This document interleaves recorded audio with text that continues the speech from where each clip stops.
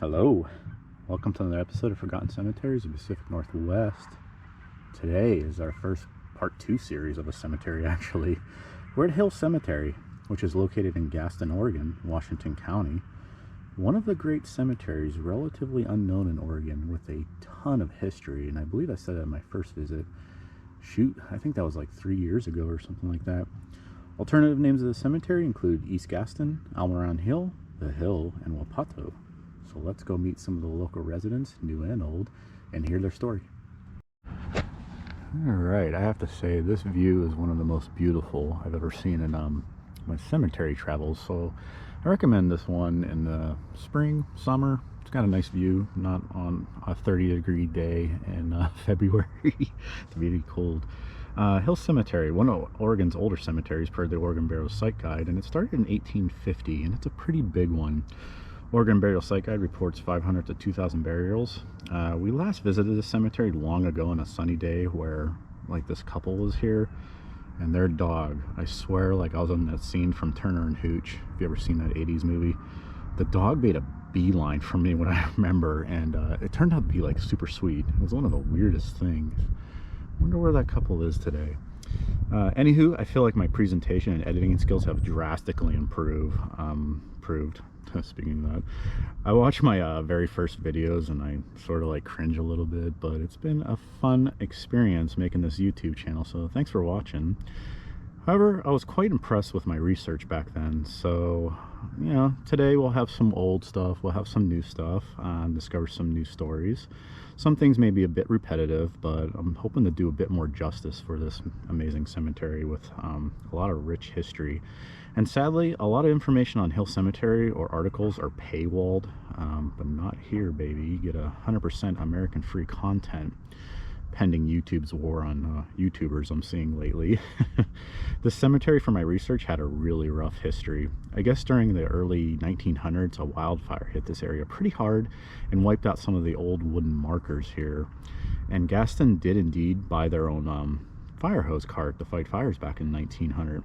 I looked back then on the records and could only discover the famous Tillamook burn in this area, a nasty wildfire that broke out in 1933, which destroyed 350,000 acres of old-growth forest. What really sucks is this was human-caused, apparently. Basically, logging operations were dragging a steel cable across a dry Douglas fir, and a tiny spark happened, thus a fire broke out. There's a note that in 1933, the Gaston Fire Department battled the Tillamook burn, and it nearly wiped out the Simpson Mill. Why is that so important? Well, the Simpson Lumber Company is one of the largest lumber companies presently, so they almost didn't even exist due to this fire, apparently. So maybe that is that famous fire that wiped out the wooden markers in this cemetery almost 100 years ago. On top of that, I got a fun little lost story for you in this video related to the Tillamook burn. A lost mine with an Indian legend still exists somewhere out there in the wilds of Oregon. Should be fun. For you new viewers, prepare to be blown out of your computer seat, let me introduce you to the father of cheese, Peter Duncan McIntosh. Even says on his headstone, father of the cheese industry. But let's go back to the start. Peter was born in Canada, but his roots go back to Scotland. In Ontario, he learned cheese making and operated a whole factory. The industry just clicked with him. He then goes on to run a cheese factory in Freeport, Washington. I guess there was a local cheesemaker in the area named Conk or something like that, who was sort of price gouging the dairy farmers in the area, and he was not going to lower his prices.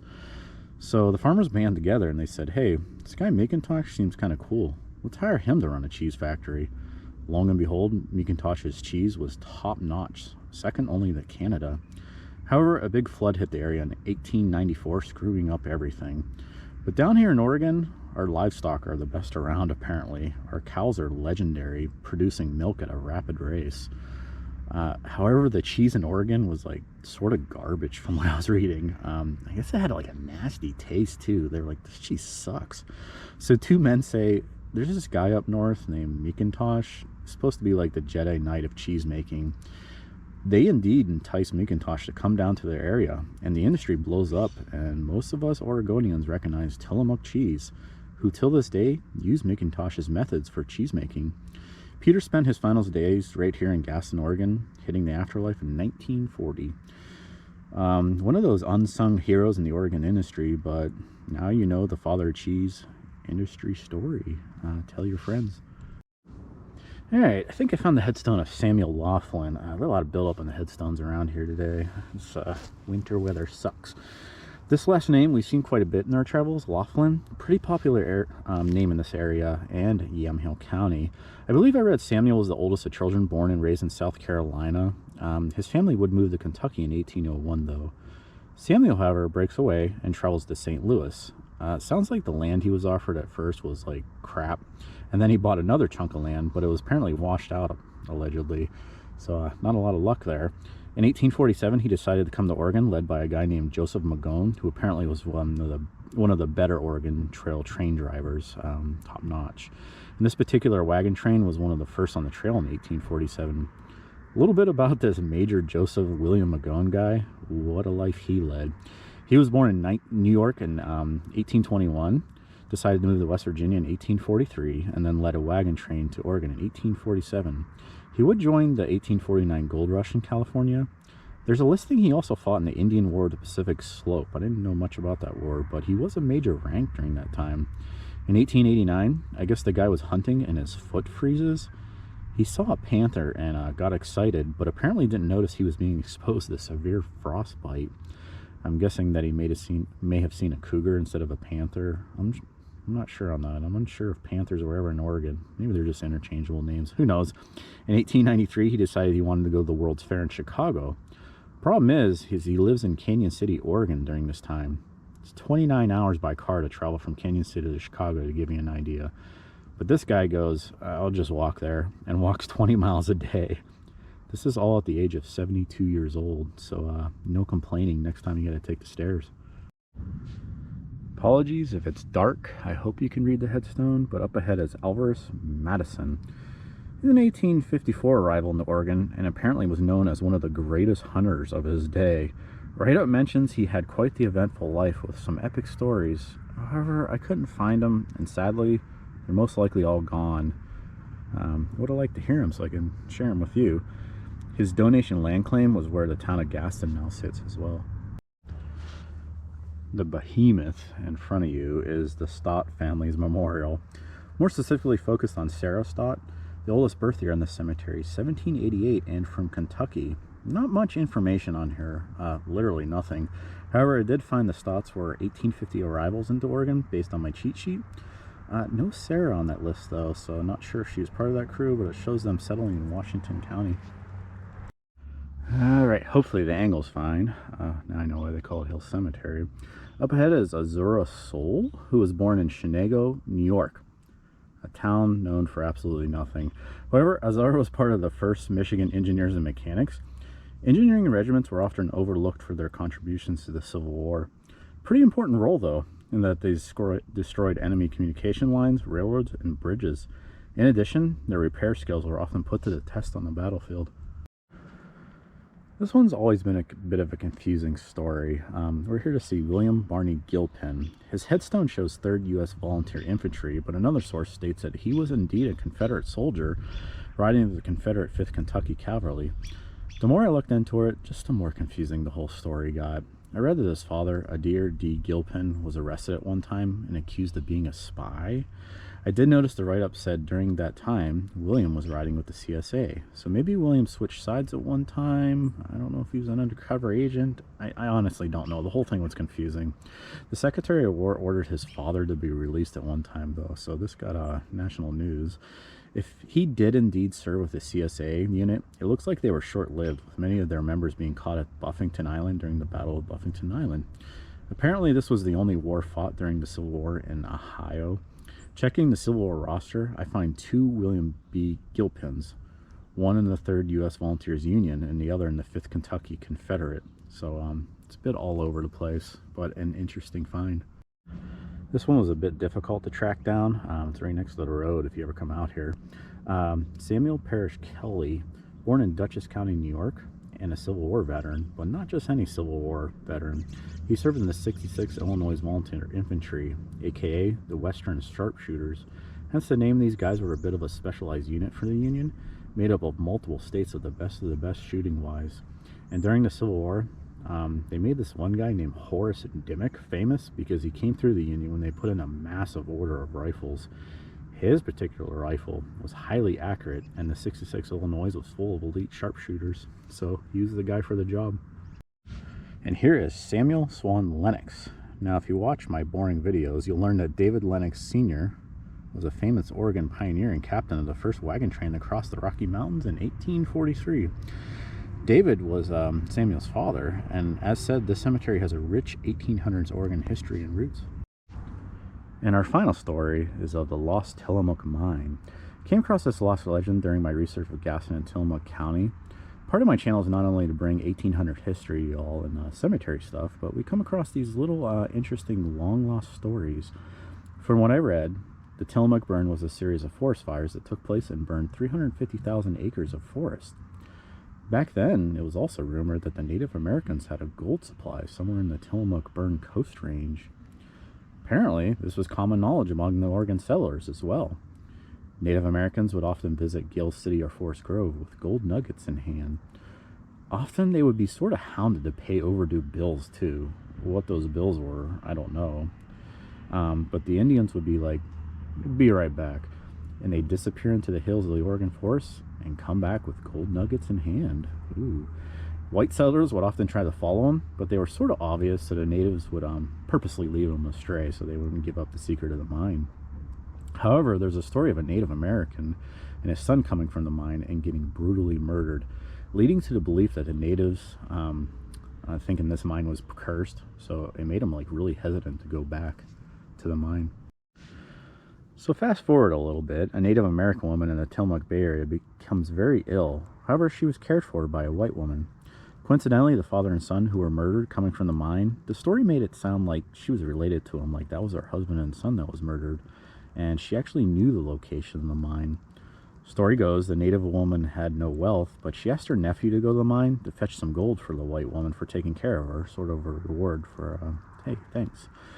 The nephew says, no thanks, that place is cursed by spirits, I am not going there. Eventually, the Native woman is on her deathbed, and the local farmer, who was super nice to her, is at her bedside. She spills the beans and gives the directions to the mine. Jackpot, allegedly. Her exact words were, "Where the water runs into the lake in a black canyon, you will find it." A little cryptic. The farmer thinks he can work with that, though. Spends the rest of his life literally looking for this lost mine and riches. He looks for black canyons, lakes, whatever that is linked to the unknown mine. The old book made it sound like this farmer dies off, but another newcomer named F.T. Watrous continues the search. Apparently this guy, he's putting together the pieces. He's getting close, often traveling unknown areas of the Oregon forest in search of the lost mine of gold. The guy narrows it down to a 6-mile area, finds a stream running into a dark canyon, and finds evidence of digging in the area. However, much like my frustration, he discovers the land is on private property. He cannot persist anymore. The land never goes up for sale. He can't put a claim on a location. Watrous passes on, and he's considered to be the guy who may have figured it out. Till this day, I couldn't find much on it. Even a treasure hunter on YouTube talks about it in his video in 2021. This legend apparently never died, and somewhere out there, like many of these Oregon stories, it's lost in time. Alright, time for the tour, part 2. Figure I'd give you guys a nice shot of the valley. As said, more of a spring and summer visit. Don't be a dummy like me and come when it's 37 degrees out. But certainly a place to get away from the world.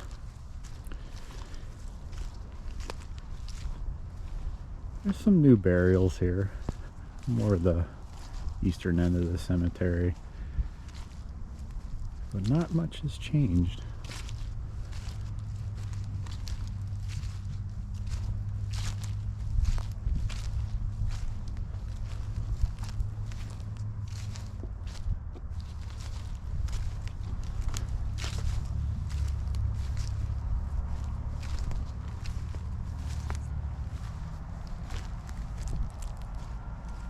Kind of that time of the year where the headstones got some neat growth on them for all you photographers out there. Kind of matches the design in the headstone, doesn't it, with the growth.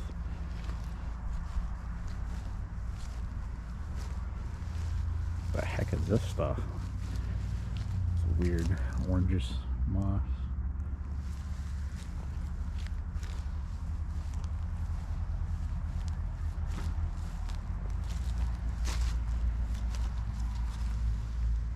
That's neat too.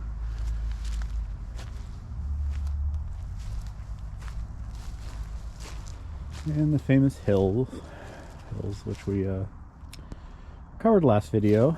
Didn't talk about them much this video, but very interesting story for them, how they made it here.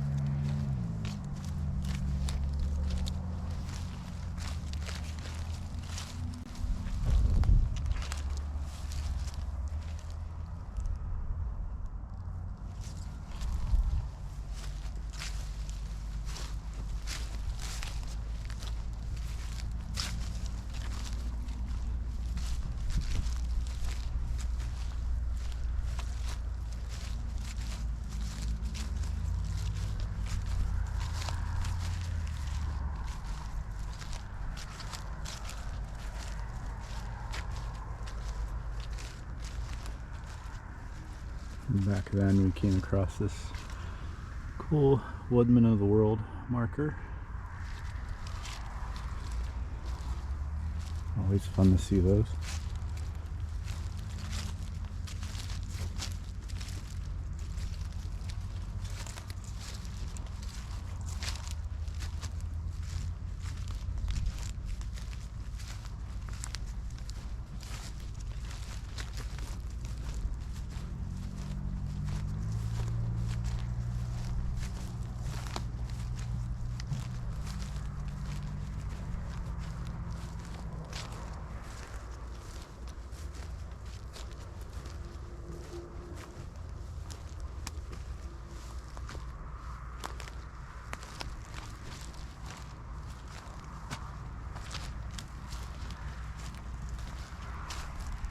I wonder if this was here last time. No, I guess it would be. 2002 is the latest date.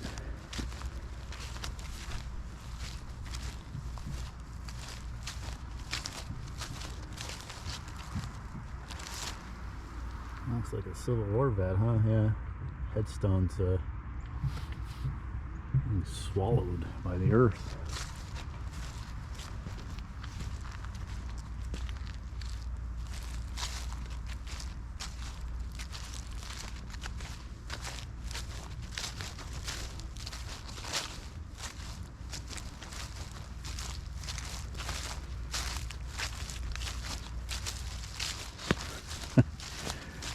My wife made a pretty interesting joke. She told me not to share, but I thought it was funny. You see how we got Sharp right here? And just a few feet away, the father of cheese. Get it? Sharp, cheddar, cheese. Alright, never mind. I thought it was funny. It was pretty creative of her. I have to hand it to her. Oh my god, plant life. One day it'll get warm in Oregon. No. Very cold, as usual. Just all the rain.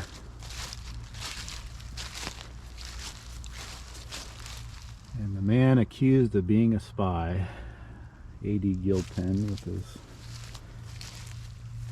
son next to him, I believe. And I don't know about that story. That's one of the odder ones. I don't know what's truthful or not, but it's a fun one.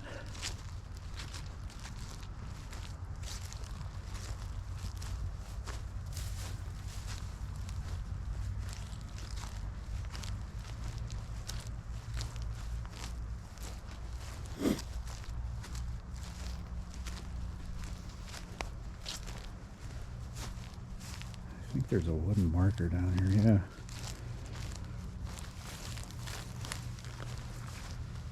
Couple American flags. That's interesting. I wonder, I always see this one. If you watch my first video, The name's ringing a bell. I think that individual didn't have a very good ending in a, I want to say a psych ward or a hospital. I have to watch the video. Seeing it now rings a bell. It was a bit of a sad story.